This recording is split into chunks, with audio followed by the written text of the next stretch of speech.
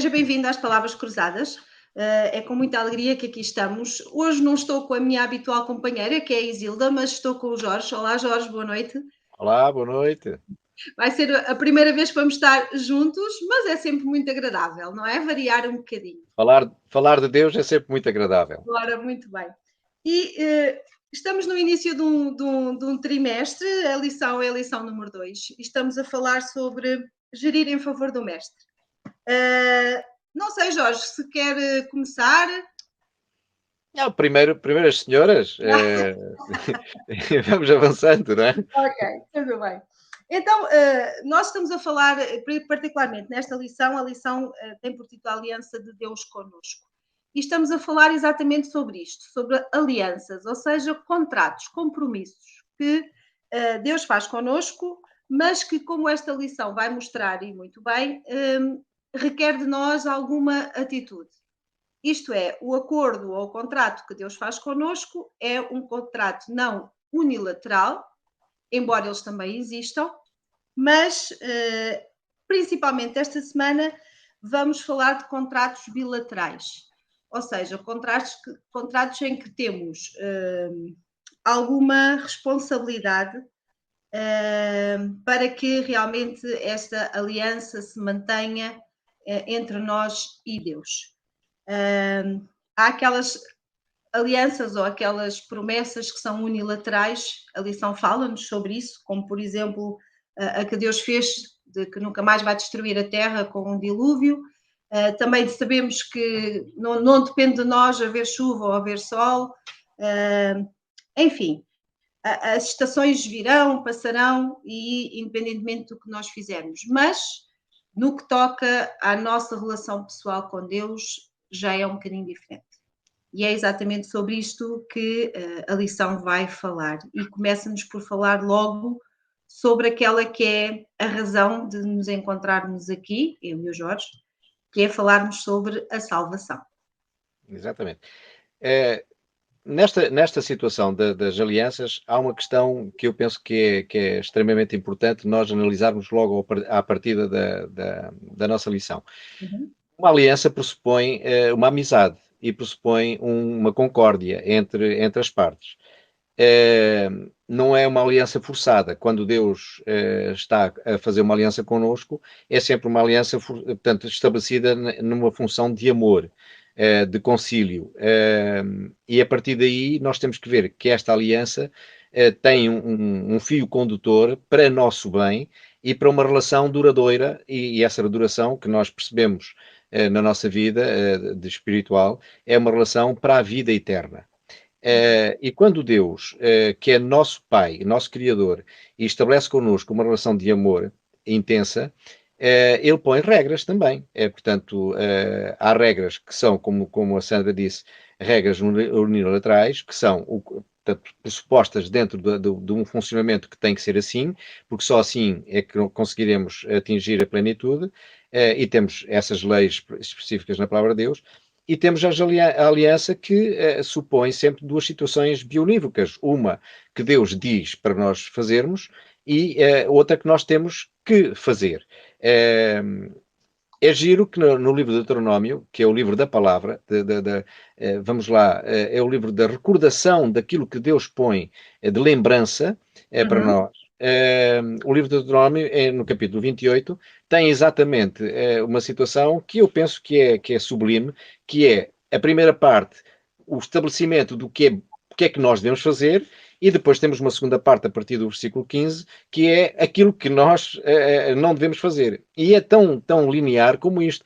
É que na primeira parte, tudo que é estabelecido como regra, na segunda parte diz exatamente, portanto, se nós não fizermos, passa a ser uma tipo maldição, ou seja, uma parte negativa, não é? Portanto, nós devíamos estabelecer realmente esta parte, a primeira parte como estabelecendo para nós o caminho, e a segunda parte estabelecendo para nós a porta para a qual a gente não deve ultrapassar, não é? Exatamente.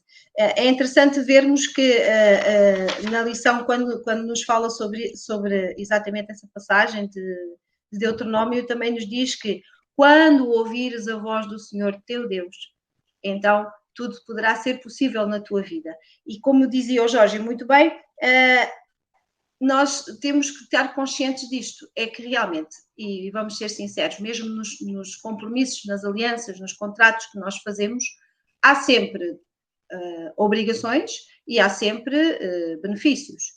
Se assim não fosse, não haveria necessidade de um contrato. Ora, o que Deus nos quer dizer é que a ideia que aparece logo na lição de domingo é exatamente para nós termos os pés bem assentos no chão. Nós precisamos estar conscientes de que Jesus veio para salvar toda a humanidade, mas a verdade é que nem todos serão salvos. E não serão salvos porquê? Não porque Jesus não queira ou porque Deus não queira, mas não serão salvos porque eles próprios não querem. E quando estabelecemos esta aliança de salvação, nós temos que entender que, como dizia o Jorge muito bem, há um certo número de regras, vamos dizer assim, que realmente nos são apresentadas e que nos ajudam a trilhar o caminho correto. E esse caminho é o caminho que leva à porta da salvação. E é exatamente a lição que quer nos dizer é que nós não podemos olhar para o sacrifício de Jesus e pensar que todos vão ser salvos no final. Algumas pessoas acreditam nisto, mas a verdade é que essa não é a condição.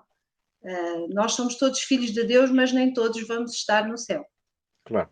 Há um princípio na criação que eu penso que todos nós cristãos deveríamos ter como absoluto, que é o livre-arbítrio. Esta situação do livre-arbítrio para connosco pressupõe que nós temos uma liberdade, e uma liberdade que é total, de escolha. E o livre-arbítrio permite que nós, nesta relação, nesta aliança, nós tenhamos o conceito de que o que é que Deus pede e o que é que nós temos que fazer. E neste livre-arbítrio, nós, por amor a Deus, sobre todas as coisas, nós devíamos ter uma conduta de total entrega, despejarmos todo o nosso eu nos pés de Jesus e entregarmos completamente à função de salvação que Deus nos permite. Claro que Deus, quando diz que nós temos que um caminho a tomar e nós temos o livre-arbítrio de não o tomar, ao não tomando, estamos sujeitos às penalizações normais que há ao não tomarmos, por princípio, uma aliança que está feita e que é entendível. Nos nossos casamentos matrimoniais, portanto, nas nossas relações matrimoniais na Terra, nós temos um princípio de para o bem, para o mal, portanto, estamos unidos na saúde, na fraqueza, estamos unidos em função do casamento. Aqui é exatamente a mesma situação. Nós temos que nos entregar à vontade de Deus. E o nosso coração, que recebe a gravação da lei de Deus, porque Deus grava dentro do nosso coração a lei e o princípio do amor é dado pelo Espírito Santo através da nossa vivência, da nossa abertura à vivência com Deus, do nosso viver com Deus, permite que todo o nosso caminho depois seja em função disso. Claro que às vezes caímos, às vezes temos desvios, mas o Espírito Santo vai-nos orientando e vai-nos sempre canalizando, e é neste caminho que nós temos que andar. Claro que se não o fizermos, estamos sujeitos a não nos salvarmos, porque Deus não vai ter ninguém no céu contrariado, porque qual seria estarmos no céu contrariados? Portanto, Deus não vai permitir que uma situação dessas aconteça, até porque nós seríamos os primeiros a não estarmos bem. Exatamente. Aliás, a lição dá como exemplo o apóstolo Paulo, não é? E ele, é claro, ele diz, combati bom combate, acabei a carreira, guardei a fé.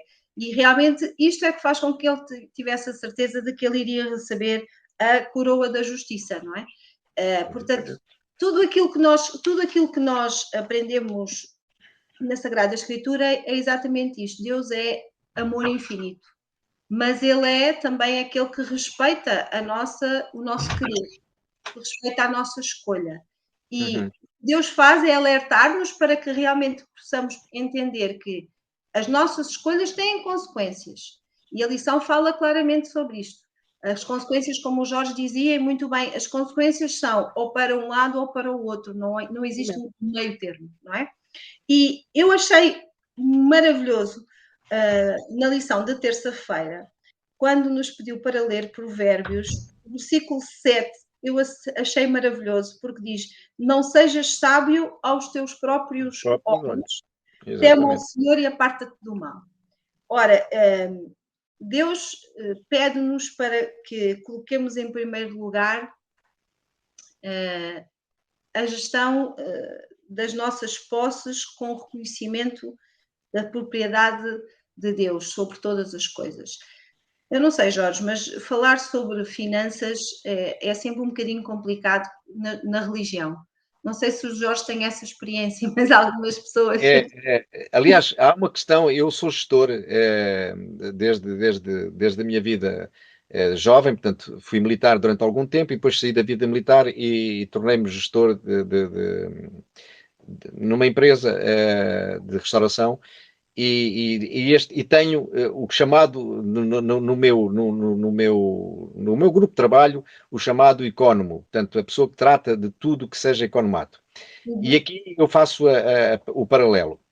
O mordomo é exatamente a pessoa que nós depositamos a maior confiança. E o mordomo é aquele que nós permitimos que faça as compras, que faça o estoque das coisas e que permita que as coisas que estão em estoque saiam com conta, peso e medida para as funções que têm que estar. Na questão da mordomia, nós muitas vezes traduzimos um bocadinho a mordomia como a palavra portuguesa dá para os dois conceitos. É aquele que está, pronto, no gozo pleno de todas as situações, está numa mordomia, faz tudo o que quer, lhe apetece e companhia. Aqui a mordomia não é exatamente isso. A mordomia aqui é ser o delegado do patrão, do dono, a fazer em conta, peso e medida aquilo que o patrão estabeleceu. O patrão tem uma lei que diz isto é meu, mas quem gere isto és tu. E, portanto, a partir daí, a pessoa tem toda a autonomia para gerir aquilo. E Deus, neste conceito, deu uma autonomia que é a gente às vezes não dá atenção a isto. Qual é o patrão que dá 90% da autonomia sobre tudo que é sua propriedade? O único que dá propriedade de 90% é Deus. Deus deu-nos 90% de tudo, nós somos praticamente donos de tudo, daquilo que Deus nos dá, simplesmente nós só somos donos numa situação de posse. Não somos titulares, mas temos a possibilidade de ter a posse das coisas, geri-las, orientá-las dentro daquilo que é o conceito do dono. As leis são insubstituíveis. Portanto, a lei do patrão é uma regra absoluta, não podem ser mudadas, porque o patrão é dono por inteiro. Agora, nós como mordomos, nós como despenseiros, temos o privilégio de gerir aquilo que é do patrão de uma forma que tem que ser estabelecida com regra e com prazer. Exato. Portanto, tem que haver esse prazer. E, portanto, quando nós falamos de dinheiros e de bens, nós estamos a gerir para nós, que é dado a nós, 90%. Deus quer que nós simplesmente façamos a gestão correta, porque Ele só pretende 10%, não pretende mais. E pretende que as leis dele sejam imutáveis. E que nós, neste princípio, governemos todas as situações nessa imutabilidade das leis e gerindo as coisas de forma tranquila, porque nós vamos ser a garantia absoluta do prazer de gerir aquilo. E, portanto, nós como cristãos devíamos estar muito agradecidos e muito agradecidos, acho que é a palavra mais bonita, e honrar o nosso Deus em absoluto por isto, por este privilégio que nós temos. Agora, eu sou o primeiro a dizer, Deus me perdoou porque eu tenho sido mau mordomo. E somos maus mordomos em relação a várias situações. Portanto, maus mordomos nos filhos que Deus nos dá, que muitas vezes não sabemos conduzi-los. Maus mordomos nos dinheiros. Quantos milhares de euros passam pelas nossas mãos e muitas vezes nós não somos corretos e justos para com Deus.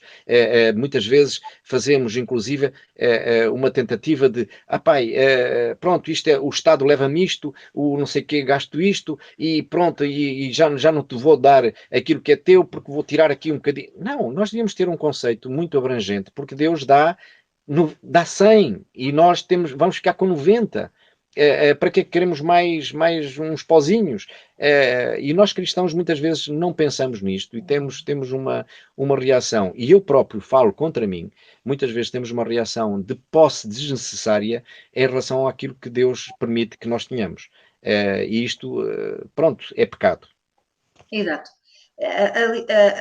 É interessante também focarmos aqui o aspecto de que esses tais 10% que Deus nos pede devem ser dados, e o Jorge dizia muito bem, como em gratidão, como forma de agradecimento de tudo aquilo com que Deus nos abençoa. E a promessa é que realmente, se nós formos fiéis, as bênçãos que Ele nos dará serão bênçãos enormes. A lição fala-nos sobre o exemplo do povo quando os israelitas prosperavam enquanto obedeciam a Deus. Depois, quando deixavam de obedecer a Deus, começavam a ter problemas. E Deus disse-lhes: volta para mim, não é? Volta para mim. E este voltar era... E eu achei forte as palavras que nós encontramos em Malaquias, que diz: parem de roubar-me nos dízimos e nas ofertas. Ter um Deus supremo dizer uma coisa destas para nós... Sandra, eu e as pessoas que me conhecem aqui no Barreiro sabem, e isto que eu vou dizer é de sinceridade absoluta. Fui um homem que ganhei bastante dinheiro, acima muito da média dos jornados normais. E de repente tive uma situação muito difícil, de há 2 anos esta parte, uma situação que foi extremamente difícil, delicada para mim. E quando a lição da escola sabatina era sobre o crisóleo, eu disse assim: ó Pai, tão maravilhoso tu és, porque permitiste que eu abrisse os olhos, porque eu estava completamente, enfim, não sei o que é que aconteceu na minha cabeça, é que eu fui injusto, mas muito injusto para com Deus, em relação a várias situações, e Deus permitiu que eu sofresse, mas sofresse mesmo, uma situação, e eu comparo muito com o povo de Israel, porque Deus permite que as coisas aconteçam para nosso benefício. E nesta situação, o que aconteceu comigo foi realmente terrível para mim, mas foi um abre-olhos de tal maneira que eu tive mesmo que bater no fundo para acordar e para me levantar. E quando esta lição vem e toca aqui no assunto, eu até na altura disse: ó pai, mas porquê que eu vou falar de dízimo e ofertas quando eu fui tão injusto para contigo? Porquê que eu vou ser obrigado a falar nisto? E acho que Deus permitiu que isto acontecesse na minha vida exatamente para ver a singularidade que é nós sermos fiéis a Deus e termos um comportamento. Porque a partir do momento em que eu bati no fundo e estabeleci o novo acordo da aliança, e disse: não, pai, a partir daqui eu vou perdoa-me e a minha vida começou novamente a girar, arranjei novamente emprego, porque estive no fundo de desemprego durante algum tempo, caso o Covid, as empresas tiveram alguns problemas, e eu não fui justo, não, fui mesmo injusto. E a partir do momento em que eu bato no fundo, tal e qual como aconteceu com o povo de Israel, Deus começou novamente a dar aquilo que eu não mereço, mas Ele deu e está a dar. E portanto, sinto isso pessoalmente, e é uma questão tão gratificante, tão boa, que consigo dormir em paz, consigo ter uma vida tranquila, que é uma experiência que muitos de nós não temos, mas que eu tive e digo, sinceramente, excelente. Exato. Aliás, Deus diz: fazei prova de mim.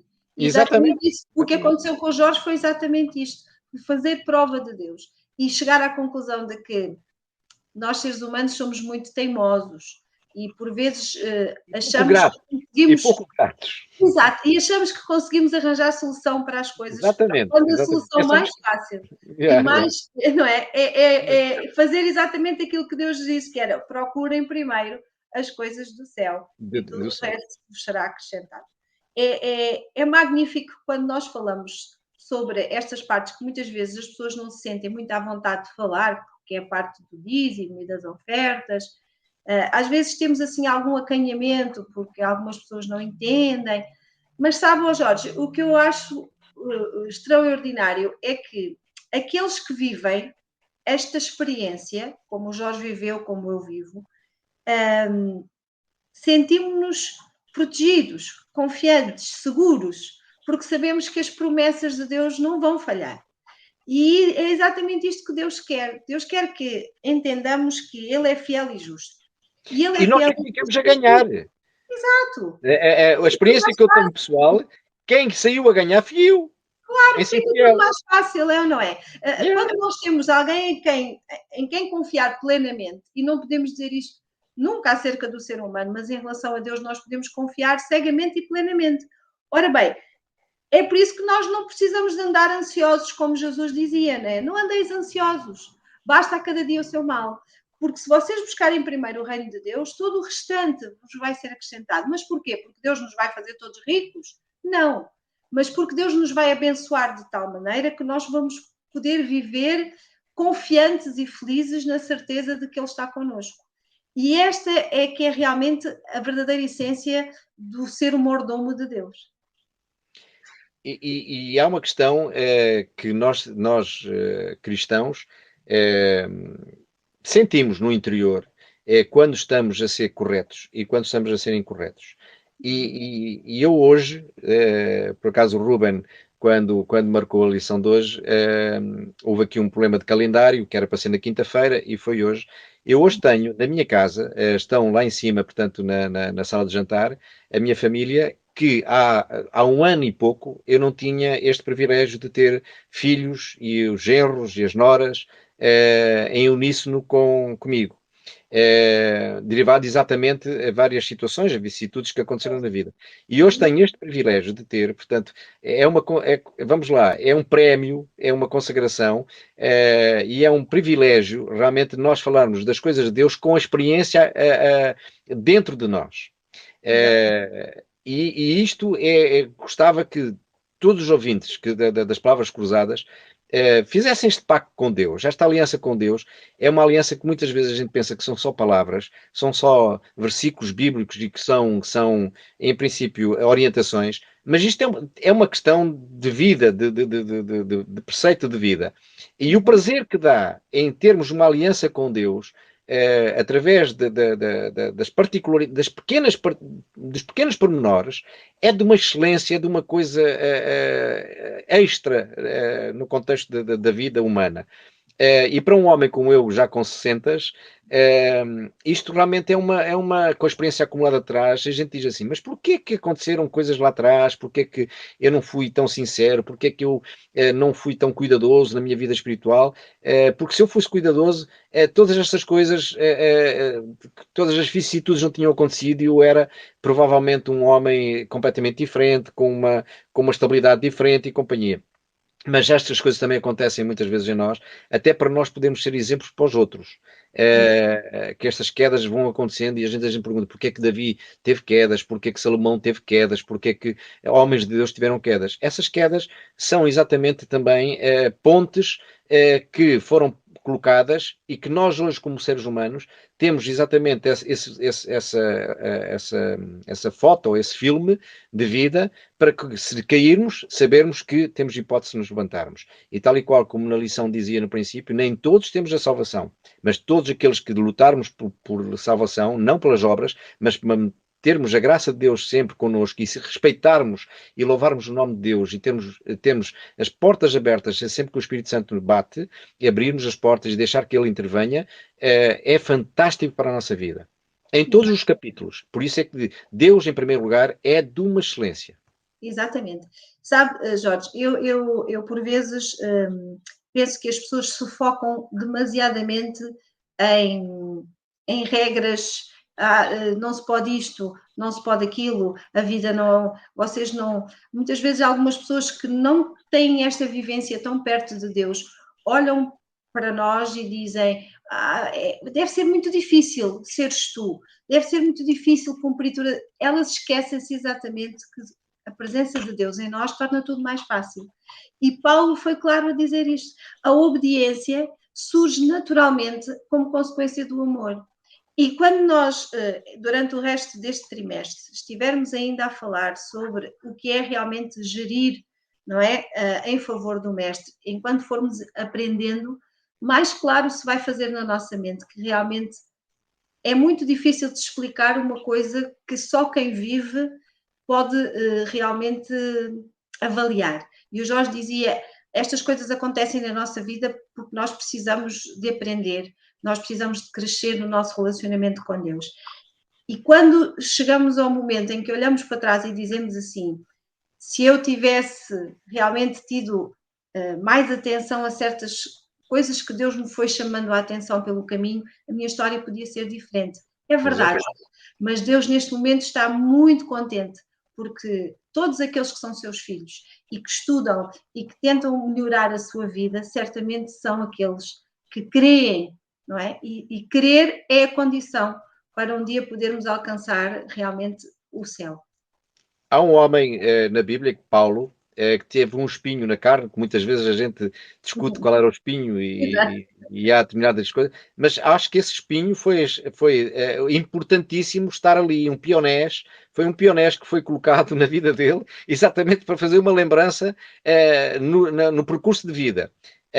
E muitas vezes nós precisamos desse pionés a picar-nos em determinado tipo de situações, exatamente para a gente também estar sempre atentos aos pormenores, porque às vezes habituamos-nos ao rambo-rambo da vida da igreja e acabamos por estar quase que numa autoestrada, sem atenção aos sinais e sem atenção às situações. Em piloto automático, não é? É, tipo automático. E chegamos a um ponto que quase que a vida não está tão automatizada que a gente nem percebe os valores da vida. E a vida religiosa, a vida espiritual, deve ser uma constante vivência, portanto, tem que ser uma reciprocidade de amor. Deus é amor e Ele coloca o amor dentro de nós e essa reciprocidade provoca que haja uma satisfação, porque quem ama é feliz e sente dentro uma energia, uma qualidade de vida totalmente diferente daquelas pessoas que não têm amor. E o amor devia ser a regra mais importante da nossa vida, porque nessa reciprocidade Deus ama-nos e nós respondermos em amor para com Deus, honrando e bendizendo, fazendo a sua vontade, acho que é a coisa mais extraordinária de todas num viver aqui na Terra. Olha, Jorge, gostei muito deste bocadinho. O tempo voa quando nós estamos a falar de uma coisa que realmente nos alegra e que nos preenche. Teremos certamente outras oportunidades para nos encontrarmos. Foi um prazer enorme. Eu estava com algum receio, porque estou habituado ao Macedo, mas... Pois, eu estou habituada à Isilda. mas foi um prazer enorme. Mas, efetivamente, quando nós falamos sobre aquilo que nos une, que é o amor a Deus, a coisa torna-se mais fácil, não é? Que o Senhor o abençoe muito durante este ano, assim como todos aqueles que acompanham as palavras cruzadas. E todos aqueles que nos ouvem possam ser abençoados também, não é? Exatamente. E vamos continuar nas palavras cruzadas a falar, a refletir sobre como gerir em favor do nosso Mestre Jesus. Uma boa noite, ou um bom dia, ou uma boa tarde, e que Deus nos abençoe sempre. Que estiverem a ouvir e que Deus o abençoe. Tá, igualmente. Tudo bom. Obrigada. Tá, e um bom ano.